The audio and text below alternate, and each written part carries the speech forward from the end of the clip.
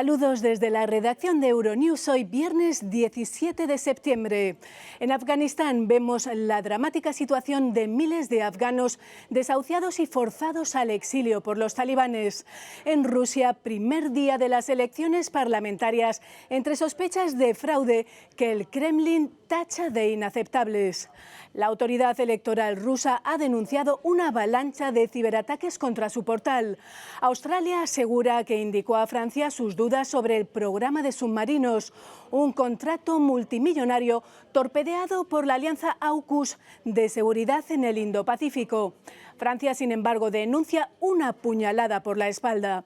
Italia se ha convertido en el primer país occidental en imponer la vacunación a todos los trabajadores, mientras que en Francia 3.000 empleados sanitarios han sido suspendidos por no vacunarse contra la COVID-19. Y en América Latina, protestas en Argentina tras la derrota del oficialismo en las primarias del pasado domingo. México ha pedido a Joe Biden que acabe con el bloqueo a Cuba, mientras la UE ultima sanciones a la isla. Seguiremos con el riesgo de erupción volcánica en la isla canaria de La Palma, en España, y el aterrizaje de la nave china Shenzhou 12 tras 90 días en órbita, todo un récord para los astronautas chinos. Y en nuestra página de cultura veremos el Festival de Cine de San Sebastián y los filmes en competición por la Concha de Oro en esta edición número 69. Enseguida, los titulares. Los países vecinos de Afganistán discuten la reconstrucción del país y los retos humanitarios y de seguridad de la región que China pide que aborden con una voz común.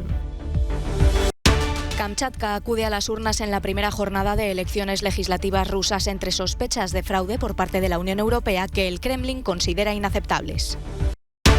México pide a Joe Biden que acabe con el bloqueo a Cuba que considera medieval e inhumano, mientras la Unión Europea ultima sanciones a la isla.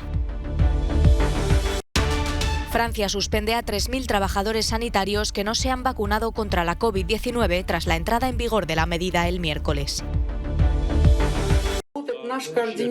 La Organización de Cooperación de Shanghái discute la situación en Afganistán, donde pretende tener un papel activo en la reconstrucción del país tras la retirada de Estados Unidos y la llegada de los talibanes al poder hace un mes.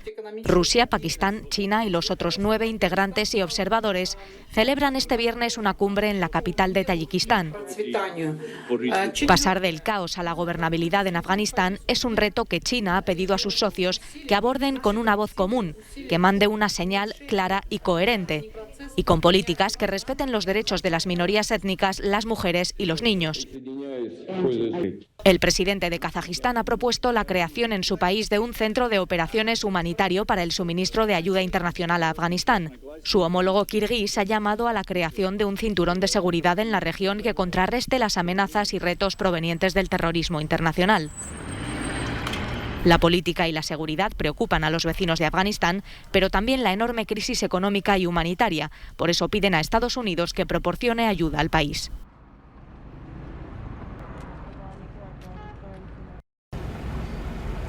La situación de los afganos se empeora día tras día, privados de empleo, sin comida, sin derechos y muchos expulsados de sus casas.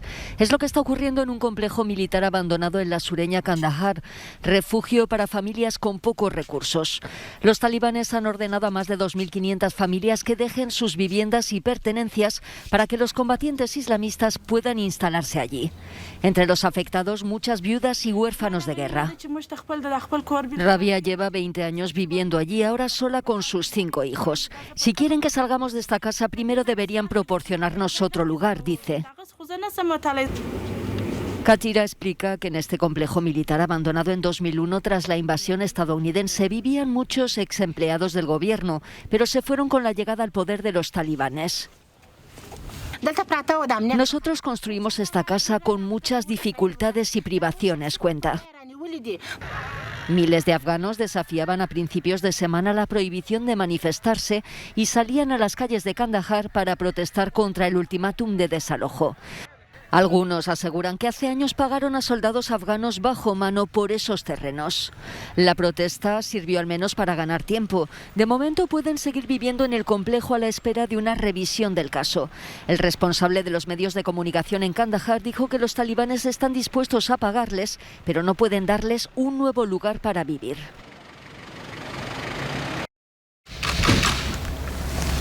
Francia califica de puñalada por la espalda el acuerdo de defensa alcanzado por Estados Unidos con el Reino Unido y Australia. El pacto en la región Indo-Pacífica supone que Canberra abandona un importante contrato de compra de submarinos franceses por unos 56.000 millones de euros. Para el jefe de la diplomacia europea es una señal de que Europa debe sobrevivir por sí misma. Esta jugada de Washington sorprendió a muchos en el viejo continente. Dicen que Biden ha actuado al estilo Trump. Objetivo: contener el avance de China en el Pacífico.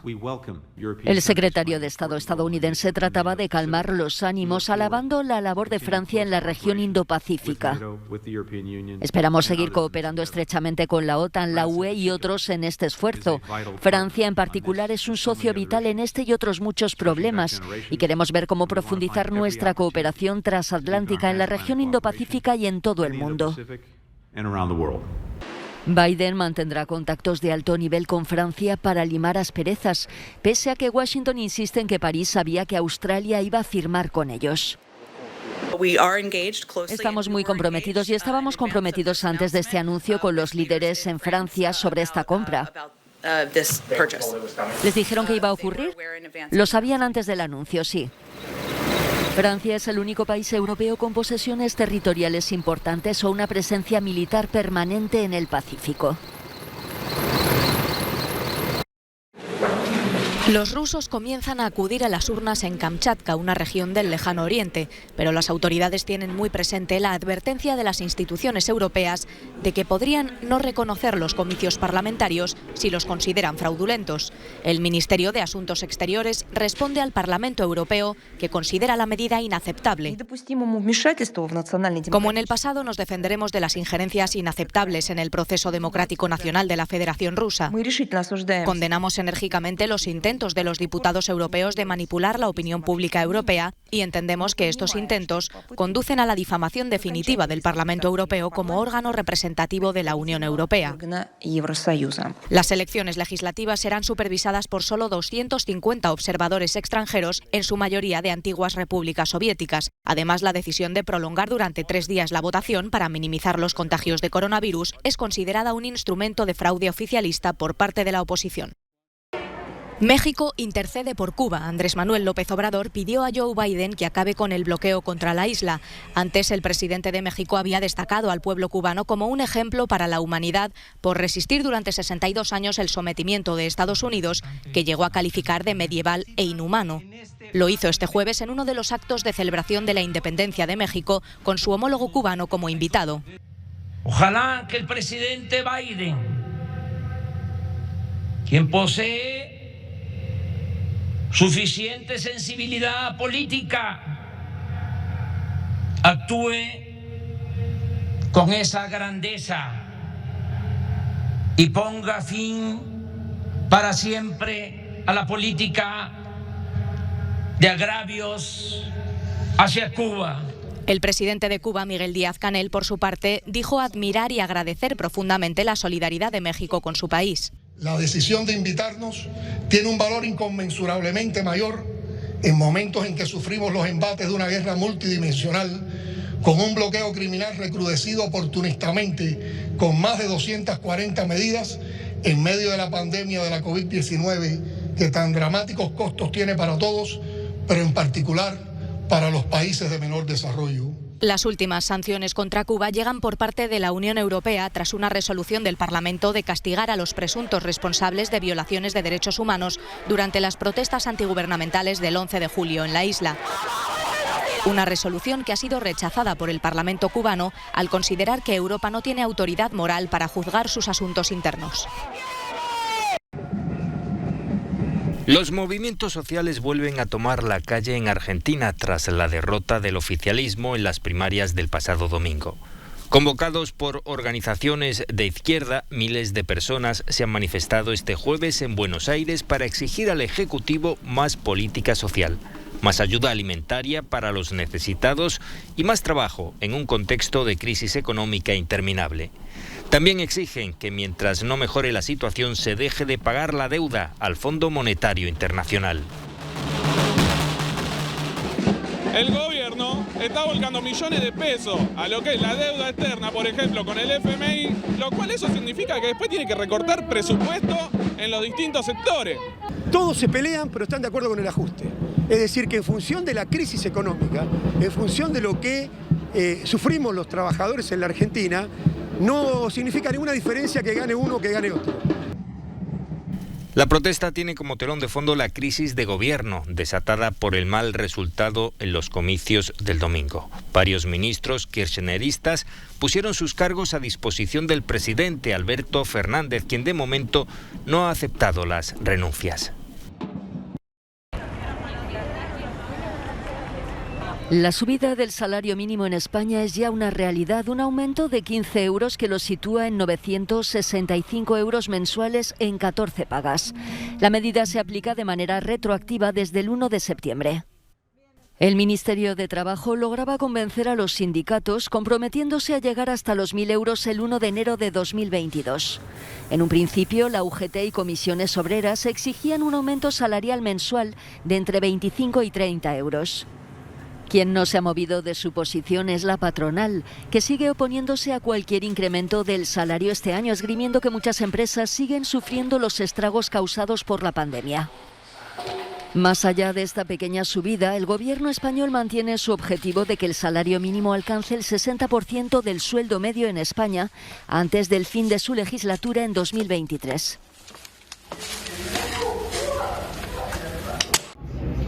Francia ha suspendido a unos 3.000 trabajadores sanitarios que se negaban a recibir la vacuna contra la COVID-19.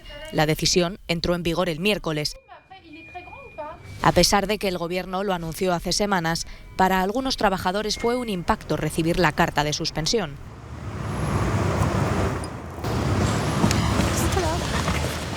Ya está, estoy suspendida.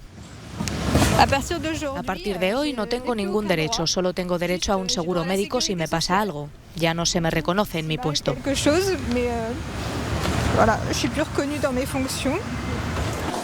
El gobierno resta importancia a la posibilidad del caos por el número de suspensiones, pero en algunos hospitales tuvieron que tomar medidas rápidas. Intentamos recuperar al personal, preguntamos a los empleados si estaban de acuerdo en trabajar horas extra. El número de trabajadores sanitarios en Francia no tiene comparación en Europa. En Italia, donde las autoridades han ido aún más lejos, haciendo obligatoria la tarjeta sanitaria para los trabajadores públicos y privados, solo 728 médicos han sido suspendidos. Y voilà, c'est fini. Si usted quiere trabajar o seguir trabajando en Italia, tendrá que vacunarse contra la COVID-19. El gobierno italiano ha aprobado este jueves por unanimidad la obligatoriedad del certificado de vacunación en todos los centros de trabajo. Empresas y empleados disponen de un mes para cumplir la normativa o, en su defecto, pagar fuertes multas o incluso ser suspendido de empleo y sueldo. Confiamos en que un uso aún más amplio del pase verde nos ayudará a impulsar la campaña de vacunación. Con el decreto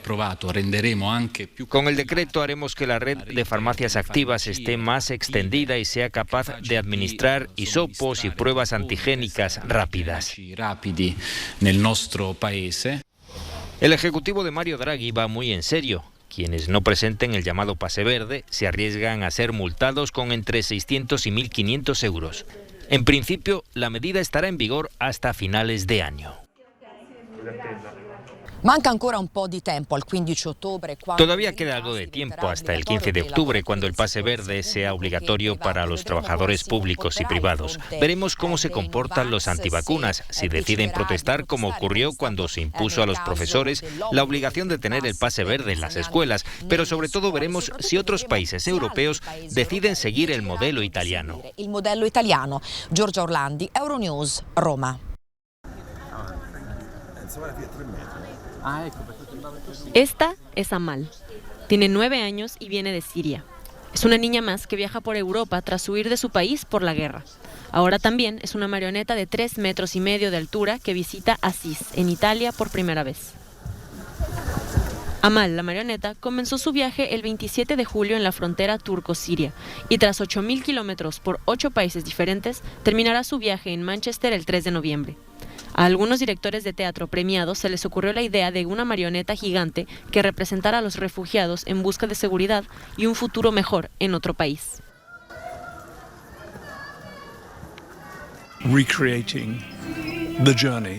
Recrear el viaje que han hecho millones de personas como una especie de homenaje a ellas. Pero decidimos que no seríamos nosotros los que hiciéramos la caminata, sino que sería un niño, como los cientos y miles de jóvenes, muy jóvenes, que hicieron este viaje, buscando seguridad por su cuenta. En su viaje por Europa, Amal llegó a Asís, uno de los centros espirituales más importantes de nuestro continente. En Asís tuvo lugar en 1986 el primer encuentro interreligioso de la historia, promovido por el Papa Juan Pablo II, una escala muy simbólica para esta marioneta que representa a todos los que buscan refugio en Europa de la guerra y la pobreza. Si esta peregrinación sigue vigente por las calles del mundo, con niños y refugiados que se sienten perdidos y caminan por este camino sin asfaltar para buscar un abrazo, un hogar o cumplir un sueño, todo esto nos está diciendo que la humanidad ha perdido el rumbo. La ciudad de Asís, en el centro de Italia, es la ciudad de San Francisco, cuyo mensaje sigue muy vivo hoy en día. San Francisco nos enseñó a besar a los leprosos, a ser acogedores y a considerar a los demás mejor de lo que nos consideramos a nosotros mismos, a aprender de los demás, a ir hacia ellos, a hablar con ellos, aunque pertenezcan a una religión o cultura diferentes. Sus enseñanzas siguen siendo revolucionarias hoy en día.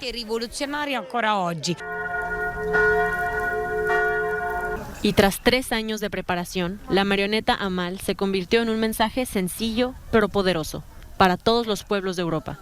Por favor, no se olviden de nosotros.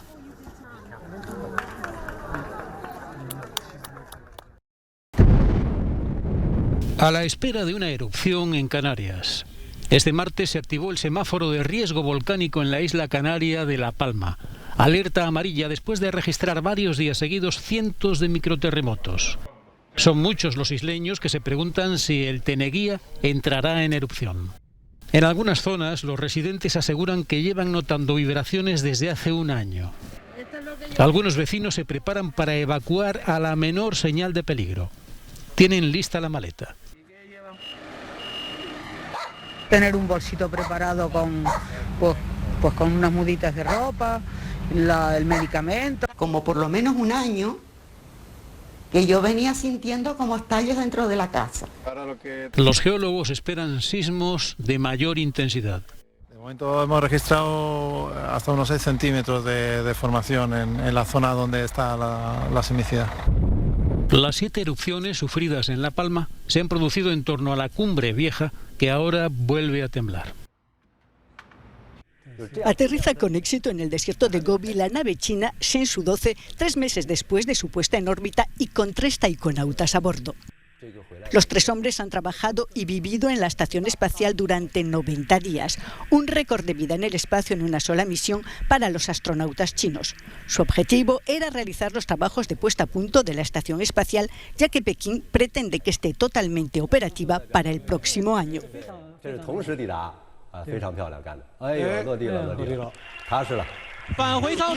La estación espacial china orbitará la Tierra a una altitud de entre 340 y 450 kilómetros y está diseñada para durar al menos 10 años. Tras su aterrizaje, los 3 taikonautas viajarán a Pekín, donde se someterán a varios análisis médicos. El Festival Internacional de Cine de San Sebastián abre sus puertas este viernes por la noche en La Concha, la famosa playa de la ciudad vasca. Después de Cannes, Venecia y Berlín, es un festival de primer orden en Europa y el más importante para el mundo hispano. Cada año las estrellas acuden a la costa atlántica, Viggo Mortensen y Matt Dillon el año pasado, entre muchos otros. Este año Johnny Depp recibirá un premio especial, a pesar de su controvertida vida privada.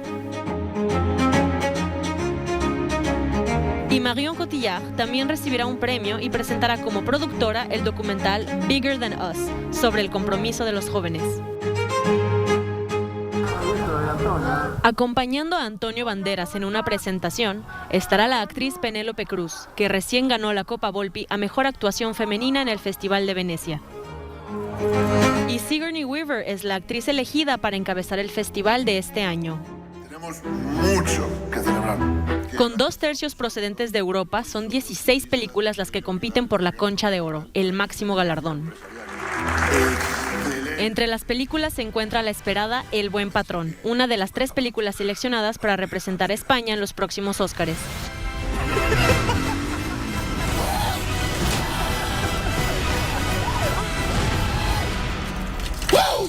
¡Excelencia! Por último, el festival se abre a nuevas formas cinematográficas, como las series, con el estreno de La Fortuna, de Alejandro Amenábar, uno de los jóvenes talentos del cine español. Jonas Pearce. ¿Quién? El mejor abogado del mundo en derecho marítimo. El Festival de San Sebastián se celebra del 17 al 25 de septiembre. Ya nos despedimos deseándoles un buen fin de semana. Les dejamos con nuestro no comment del día. Las cholitas bolivianas jugando al fútbol sobre la nieve andina.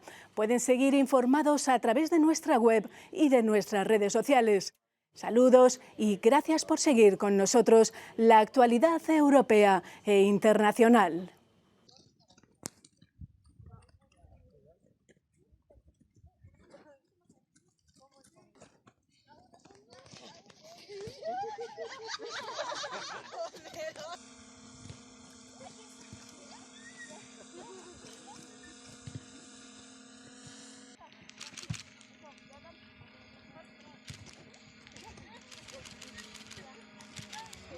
Ya.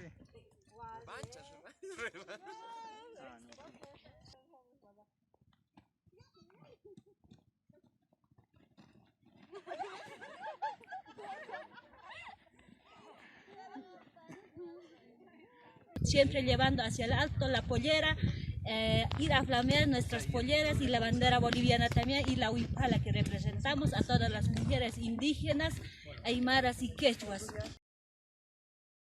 ¡Que viva las cholitas escaladoras! ¡Que viva!